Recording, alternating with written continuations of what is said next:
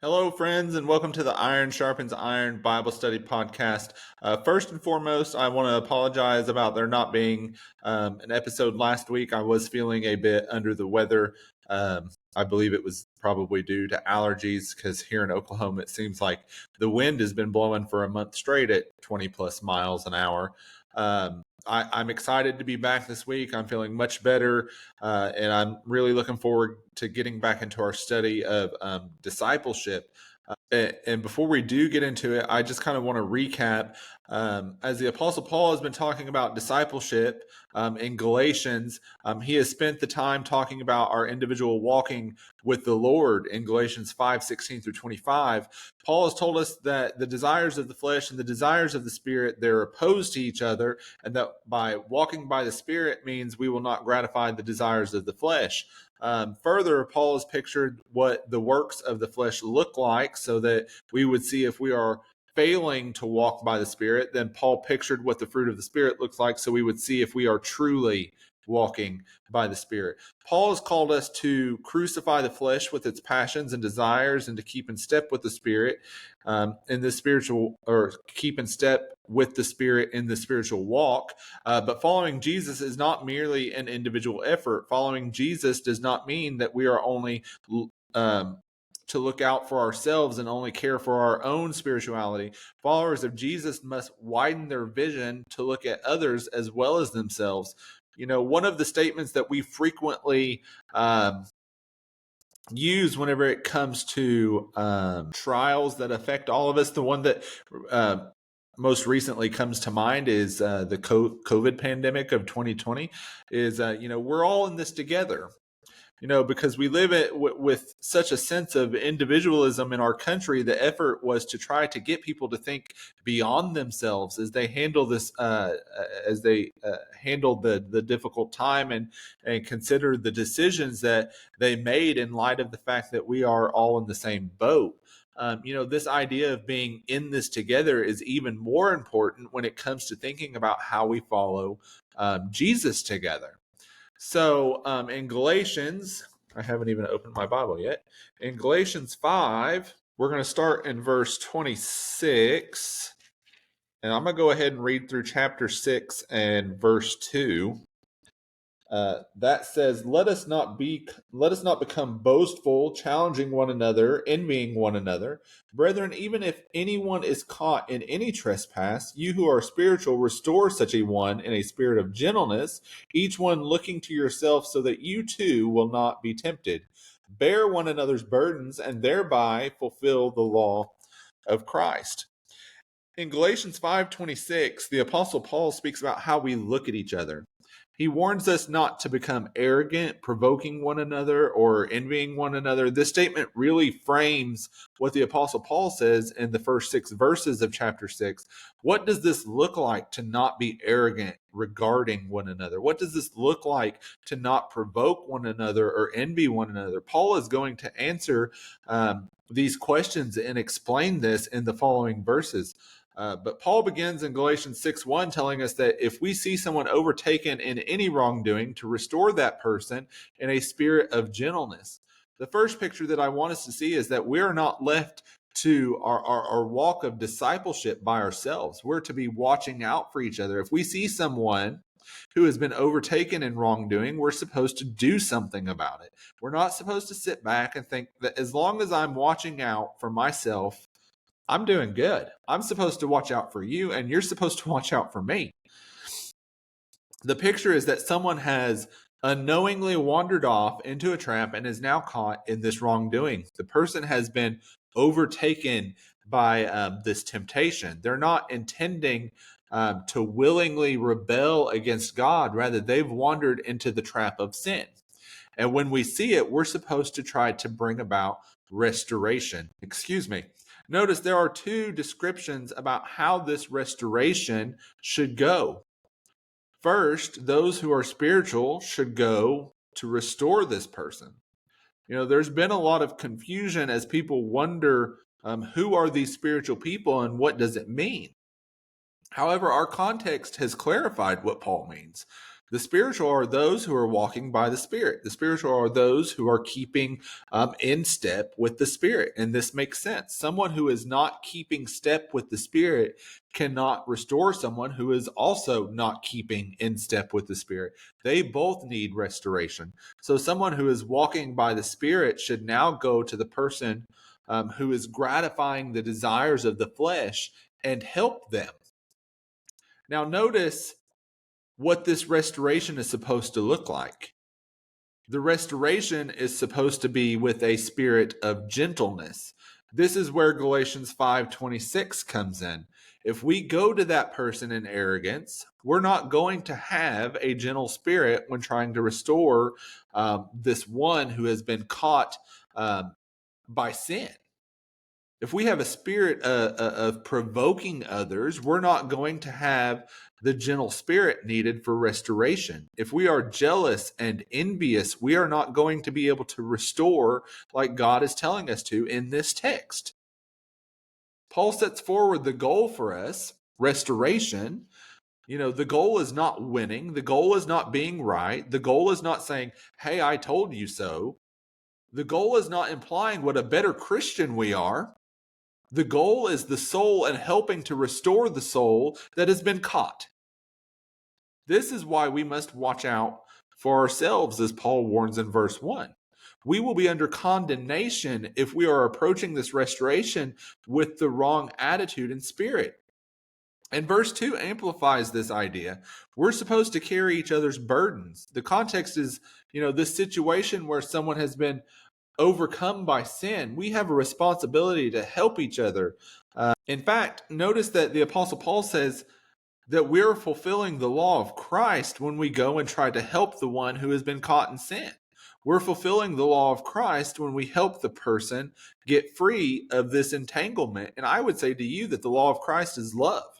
Going to help each other is love. Helping each other is fulfilling the law of Christ to love each other just as God in Christ has loved us. In the Garden of Eden, Cain asked the question, am I my brother's keeper? The answer for us is clear. We are.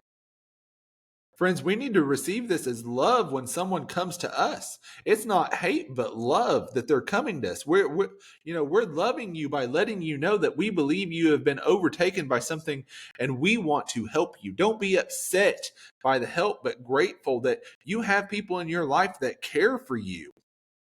We don't need to practice a leave me alone faith. If we see something, we have to figure out the best way to approach you and try to help you. I'm going to move on here to verses 3 through 5. That says, for if anyone thinks he is something when he is nothing, he deceives himself. But each one must examine his own work, and he will have reason for boasting in regard to himself alone and not in regard to another. For each one will bear his own load.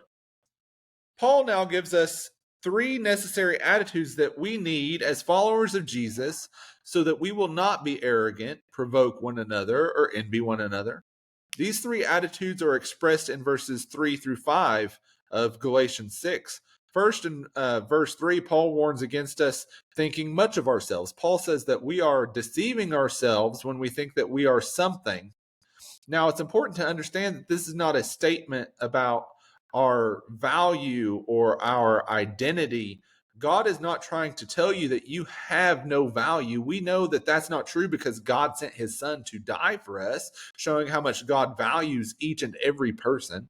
The point is about how we look at ourselves. We're not to look at ourselves as being someone or something. We need each other. Arrogance thinks that we don't need each other. Pride thinks that we can do it by ourselves. Pride thinks that we don't need to get together as much as possible, but can skip being together because we're spiritually successful. If you think that you don't need a church family, then that is pride. That, and I hate to keep using this as an example because it's now been 4 or 5 years ago. One of the terrible things that happened during COVID was the message from churches that you can just be independent. You don't have to be together. It'll be fine. And the scriptures, they really defy that way of thinking. We are dependent on each other.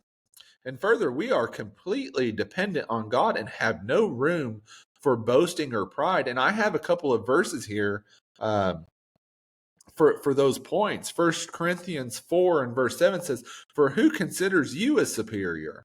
What do you have that you did not receive? And if you did receive it, why do you boast as if you had not received it?" And John 15 and verse 5 says, "I am the vine, you are the branches. The one who remains in me and I in him bears much fruit. For apart from me, you can do nothing." We need each other and we need God. The second attitude Paul wants us to have is expressed here in verse 4. As you read verse 4, you might think that it is a direct contradiction of verse 3, but Paul is telling us to enjoy our work without comparison. Pride typically comes from comparing. We think that we're better because we compare ourselves to other people. We can become boastful and arrogant when we compare our spiritual maturity or our spiritual work with others. Paul is telling us to end the comparison. It's not comparing what you are doing with others. It is about just enjoying the work God has given you to do without comparison to others. Further, Paul is telling you to grade your own work, not others. Paul doesn't tell us to test the faith of others. He doesn't tell us to test other people's works. You need to test your own work. But we really like to test other people's works, don't we? And not really to test our own. Paul would tell the Christians in Rome that the truly spiritual find their praise from God, not people, in Romans 2:29. Our walk with God is not about comparing ourselves to others. Our helping others who are overtaken by sin is not about comparing ourselves to others. Bearing the burdens of others is not about making much of ourselves. And finally, Paul reminds us in verse 5 that we all must carry our own load. While we're called in verses 1 and 2 to help one another, at the end of the day, we will be held accountable for our actions with our own loads. Testing our work is important because if we're truly evaluating our actions, we'll likely not be so arrogant and not provoke others. When I see myself for who I really am with my own spiritual walk, I really don't want to compare anymore because, I have my own spiritual issues. While it is true we must help each other, it's critical that we examine our own work because we all must stand before the judgment seat of Christ and give an account for ourselves. We're not going to be able to blame others for our spiritual condition. Our sins belong to us and to us alone. We may have been given a bad deck of cards to play in life, but how you play those cards, it's up to you. You can't blame your parents. You can't blame your spouse, your kids, your family, your neighbors. You can't blame your church or your elders or your preacher or anyone else for how you played the cards that God gave you. It's not your past. It's not your upbringing. It's not what people have done to you. It's you. You have to carry your own load. You must give an account. I say this to so many people who have been given a bad deck of cards to play in life. Don't let them ruin your life. Don't let them ruin your eternity. Why would we let those who have hurt us and disappointed us continue to have power over us so that we don't enjoy the future that God is giving us? Why are you letting the past ruin your today and ruin your tomorrow? Carry the load that you've been given. God has put us in the wilderness and he's testing our hearts to reveal our faith to see if we follow him or not. So let's pull these ideas together as we think about discipleship. We're connected together and we're showing love by watching out for each other.